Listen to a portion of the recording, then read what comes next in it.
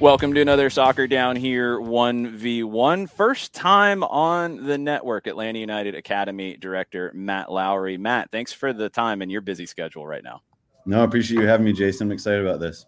Yeah, I wanted to get caught up with Generation Adidas. I've got some questions about just the whole transition to MLS Next away from the Development Academy and kind of the relationships with the club, because I think the fans outside know who you are. They know your role, but they want to hear about what, the Atlanta United Academy and how it fits into the overall ethos of the club. So let's start with the Generation Adidas tournament. And it was a good performance from the 15s and the 17s. What are your big takeaways from that experience? Yeah, it was great. I mean, results wise, which I think we all know in youth development, result is not the focus. We tell our kids, we want you to try and give everything to win. But at the end of the day, we're going to talk more about the performance and how we can grow from it than the actual result. But our kids were excellent. Our 15s made it to the semifinals and lost to Valencia, which fair enough. It was a great team and a really good game. And then the 17s got out of their group, which was really good. And then lost to Inter Miami 2-1 in the knockout round. But again, results, we're going to come back and take a look more on the performances, the individual performances, the team performances. And we were really, really excited and happy more in the 15s of the potential that's there. They're still young. They're 14, 15, but there's a lot of potential. And the 17s, and we had Noah Cobb down there who was on the bench against Montreal just the other day. So we had some real talent. And it was fun to see them gel together as a group because the 17s have a crazy spring. A lot are in with the twos and the reserves. A lot are in with the first team. So to get them back together for a great event like this is always fun. Yeah, let's start with that 17s group, because you're right. It's hard to build any continuity with them because so many of them are either, already pros with the twos or are playing with the twos, and you bring them together for this. How long did they have to prepare? A week, but I mean, I don't think Noah Cobb was really in the training group, right, until the day before we left. But I think that's the fun part of the job is our players are going to play, train over 2-3 different squads, especially when they're older age groups. But that's the fun part because they come up together as 12s, 13s, 14s. They know each other so well. So even when they get to 17, and sometimes they're a little all over the place with different groups, when they come back together, they know each other and they enjoy being around each other. So it's more fun than stressful when they come back. And we don't worry about them gelling too much because, again, they have that history together. And that's the fun part of the job is seeing those groups come back and how much fun they have playing with each other. And one thing that has to make it easier, and this is something that we talk about from the first team down to the second, and I think it applies to the 17s and 15s and on down, is there is an Atlanta United way. Like there is a specific kind of player that I think you guys look for. There's a way that you try to develop them, and there's a way that you want the teams to play from top to bottom, which has to help with that adjustment. Yeah, I hope from the audience and from people that watch the games that they see it, because that's a huge, huge piece of what we do on the day-to-day and week-to-week is making sure our teams are being taught in the same language. They have to hear the same words, hear the same phrases, that similar activities sometimes. So if a player gets moved from the 16s to the 17s, he doesn't have to relearn anything. He hits the ground running. This feels similar to my current team. Sounds like the same coach. I'm hearing the same words, the same triggers. So it's massive that we have the same ethos, all the way from reserves down. The first team is going to adapt coach to coach, but we're getting even closer with Gonzalo. He wants to be part of the academy. He wants a lot of fluidity with the players. So even the first team is becoming a big piece of our puzzle. So it's been really enjoyable. Yeah, it feels like that has been not the missing component, but something that's solidified with Gonzalo in place that, it's definitely more of a straight line all the way through academy, second team, and first team. Yeah, 100%. Again, to speak about Noah Cobb, he trained with the first team for 2 weeks and then jumped on the plane to come to U17 GA Cup. So we had to have good conversations with Gonzalo going in. How was he being used in those sessions? What feedback was he being given? And then making sure that was relative to what we were telling him as well. The development has to be, like you said, the kids need to hear the same things. It needs to be consistent. But we're in a great place as a club right now. Gonzalo has been amazing in bringing that ethos to the club, and it's been great. Yeah, and I think just for clarification for people out there, when we're talking philosophy and especially the terminology, we're not talking game to game tactics at all, because teams are going to have some different personalities when you get to that level of it. But the kind of players you want, and I think the general philosophy of the way Atlanta United plays, I saw it with the 15s. It felt like an Atlanta United team watching those games. It looked like the team that you see with the first team in terms of the way they approach the match. Maybe not the individual tactics in the game, though.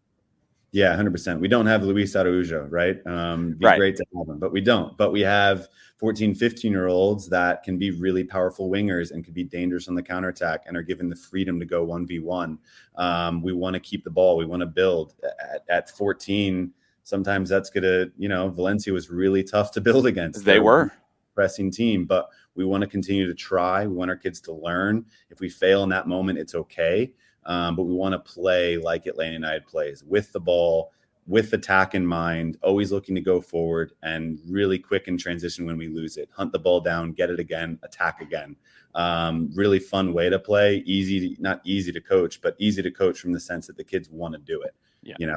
They love it. So it's really enjoyable. Yeah, it was fun watching the 15s in that game against Valencia, kind of figuring it out as, Valencia is making it difficult to build up. They didn't panic. They didn't get away from it. They kept playing their way and finding ways to try to hurt Valencia. It was impressive. Thank you. Appreciate it. It was a tough game. And all the stress was on the sidelines sometimes, but the kids were fantastic. Yeah, definitely. I can only imagine, because, you want to win whistle to whistle. And the long term, though, for you and your coaches in these situations is more than just the whistle to whistle, more than just that match. It's every training session, and it's about creating more Noah Cobbs. Exactly. And not only that, I think, how are they acting in the hotel? This is a lot of downtime. We're there 10 days. How are they interacting as a group? Who's the leader in the lunchroom? Who's telling the guys to tuck in their chairs, to clean up, to do the right things? We watch everything. And sometimes those are the more important pieces. Who's going to be the captain today? Well, I saw John over there. He's cleaning up after everyone. He's telling others, if you're a leader off the field, you're a leader on the field. Right. So we really take everything into account. And we have some really good groups and some really talented kids coming through. That's the biggest change I've seen over, I think, the lifespan of Atlanta United, and just watching youth soccer as a whole react to Atlanta United being here, is you have players who are being developed in a professional manner for a professional team now. And you didn't have that before. So all those little things that maybe aren't as big of a deal when you go to a tournament on a weekend with a club, it is a big deal here, because those are the things that can separate the professional who has a 10-year career from somebody who gets a contract and doesn't get renewed. Yeah, 100%. And we look at all those little intangibles. And I worked in normal youth soccer before. I was at some amazing clubs in Virginia. Yeah. And, when we go to a hotel, mom and dad are bringing the kid. That's how youth soccer's been. That's how I came up when I was playing as well. Yep. And now, Atlanta United's able to offer a platform where we take these kids, and it's all 20 of them, and our staff is in charge of them. There has to be a little bit of player autonomy there. How are they going to act? Are they going to get their sleep? And we find out the ones that are coming down in the morning and are red-eyed and looks like they've played FIFA all night, that affects things. So it's really that holistic way of looking at the player and the person. It's exciting. There's some stress. There's some pressure. We got to be mom, dad, and coach. But it's really cool to see the kids grow up, and they always step up to the plate. I can't speak highly enough about some of the groups we have. Yeah, and I'm sure a lot of that is down to the players you're selecting to come in, because that's probably a big part of the selection process, right? Yeah, and the local clubs. I mean, we use our local clubs as well. They help us find the right player. We'll give our local directors a phone call. Hey, what's this kid like off the field? We've already seen him. We've scouted him. We know he's talented, but is he going to come into this group? And how is he going to be at the hotel? How is he going to be in training when they're getting the water break? Is he going to be helping? Is he going to be adding to the environment, or is he going to be taking energy away? And it's a huge tribute to the local clubs in the area, not just the talent that they can push forward, but the great people. And we're all on the same page with that one. Again, I can't speak highly enough. There's some amazing clubs in this area, and directors that really, really want to do things the right way, and not just create good talent, but good people. And it's huge. Let's talk about that holistic attitude from the competition standpoint, because it's dramatically changed in the last couple of years. I mean, one is the effects of COVID.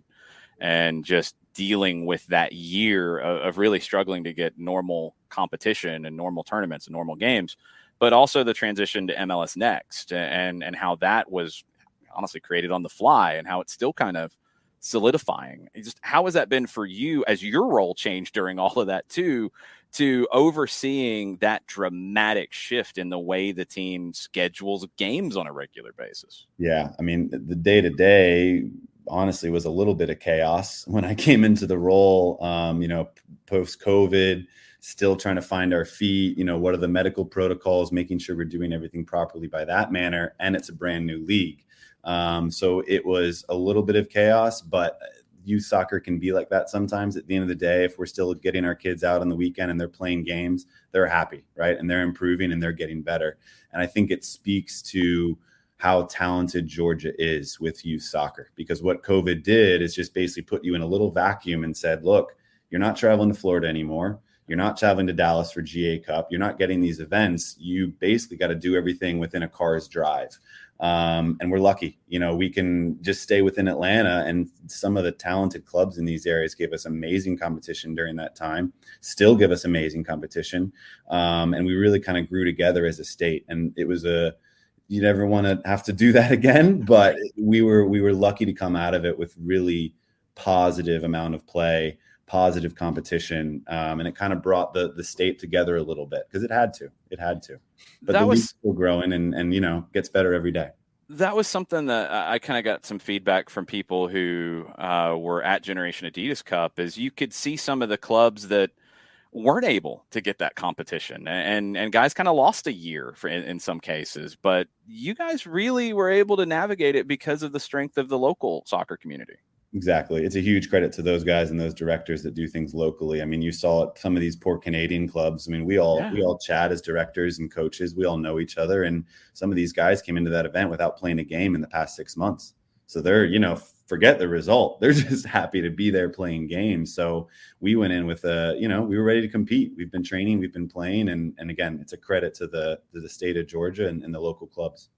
I think another element too that I was really excited to see last year was the U19 group going into UPSL Georgia and competing there. And we've seen some of those players who hadn't gotten call-ups with Atlanta United 2 before have earned them, and maybe in some part due to the UPSL Georgia performance. How did that relationship come about, and how beneficial has it been?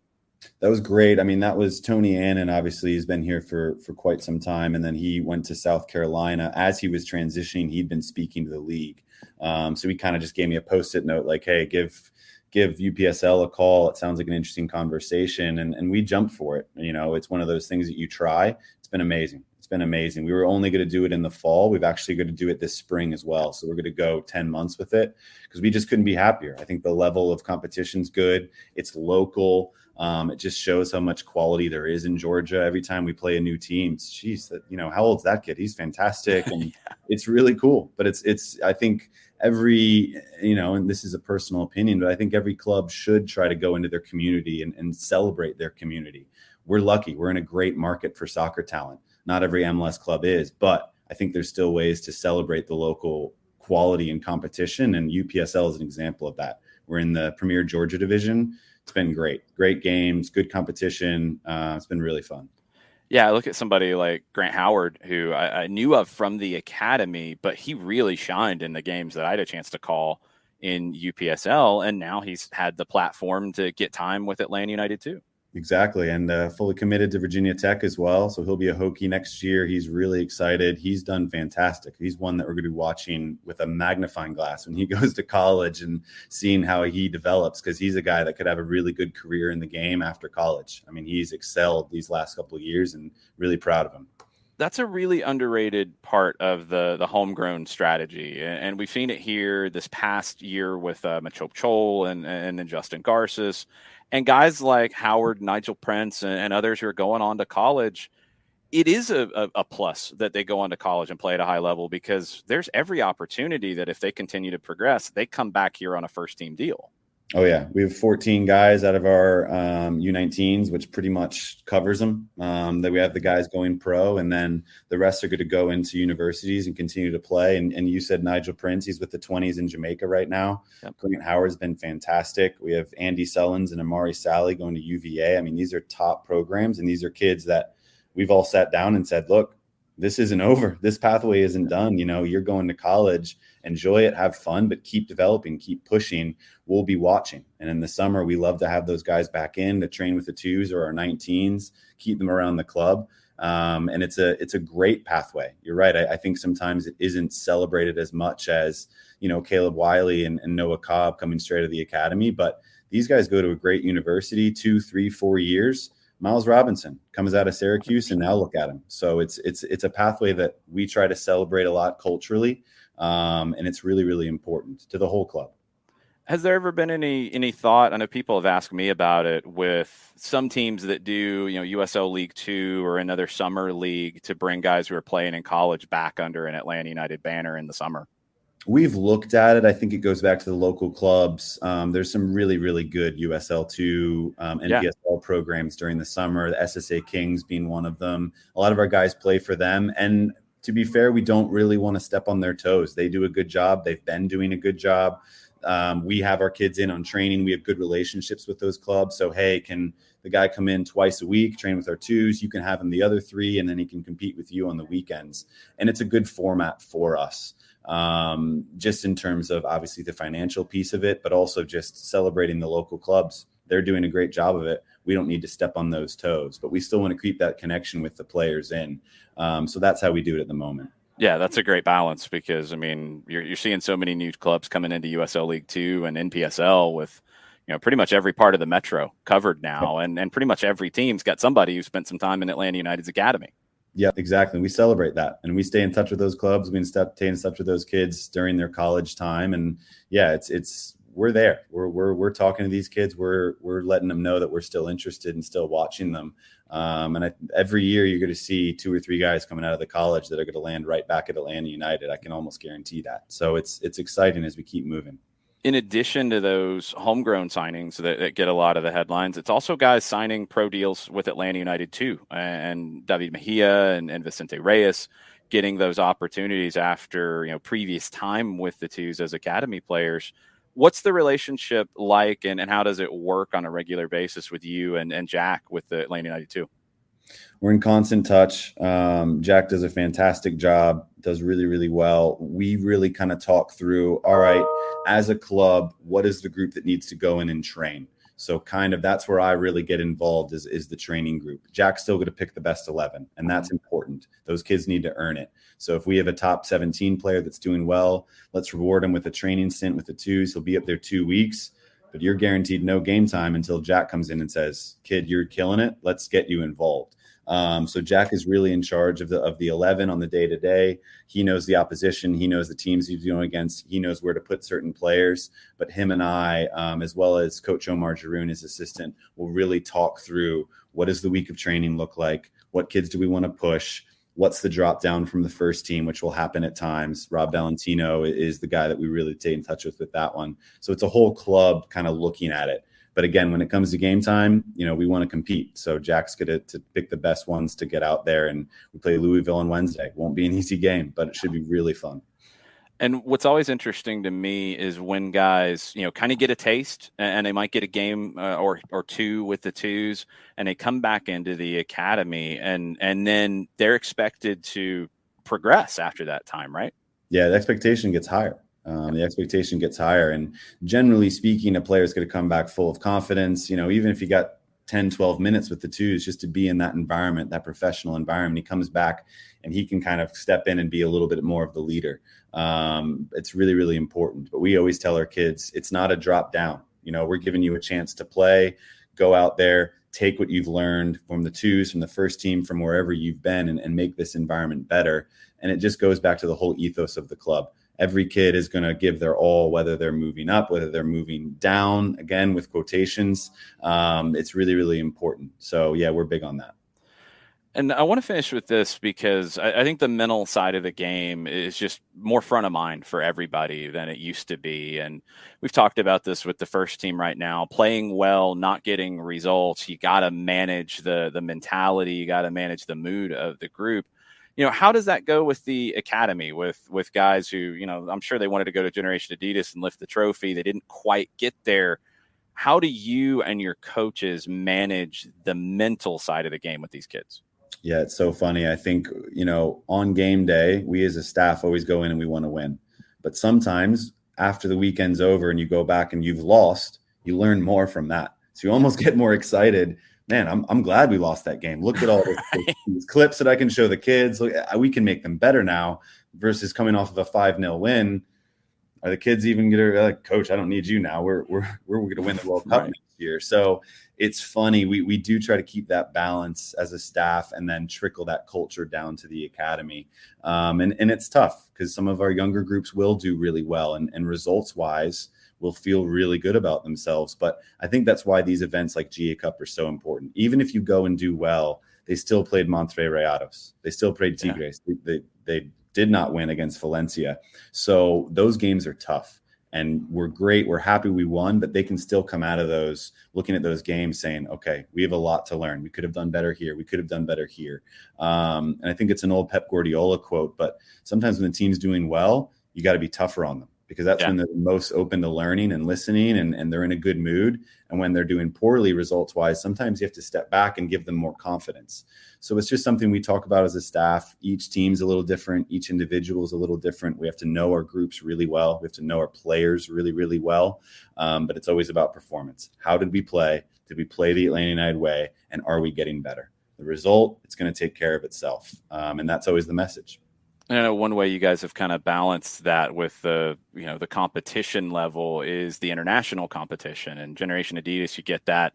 I know before COVID, it was pretty consistent. You'd see teams play in international events. Is that starting to get easier to do now that we're getting a little bit further away from the worst of the pandemic? Yeah, we're really looking into it. And Gonzalo Pineda and his staff, Diego de la Torre, they're actually helping us create some really cool connections with the Mexican clubs.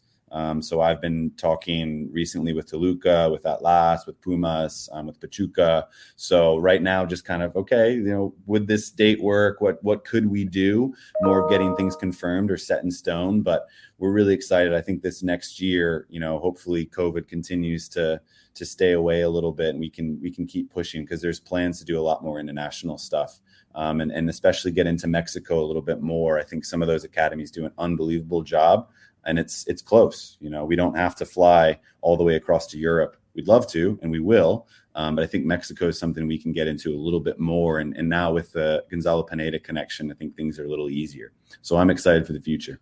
Yeah, it makes total sense. Matt, thanks so much for the time, and thanks for covering so much ground. I'm sure everybody out there listening is going to be really appreciative of this, and I definitely want to catch up with you again soon. Looking forward to it. Thanks, Jason. Always a pleasure.